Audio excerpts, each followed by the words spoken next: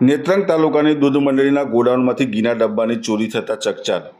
ચોરીની સમગ્ર ઘટના સીસીટીવીમાં કેદ.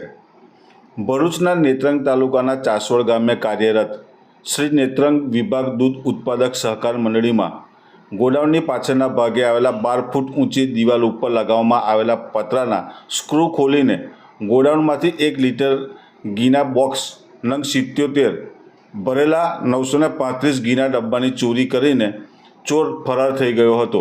ચોરીની આ સમગ્ર ઘટના ગોડાઉનમાં લગાવવામાં આવેલા સીસીટીવી કેમેરામાં કેદ થઈ છે.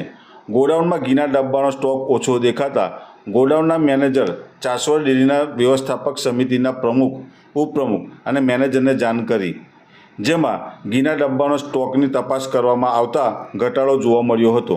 જેમાં ચાસોડ ડેરીના મેનેજર સુરેશ પટેલે કુલ 935 ઘીના ડબ્બા, જેની કિંમત ₹5,61,000ની ચોરી થઈ હોવાની પોલીસ ફરિયાદ નોંધાવી છે.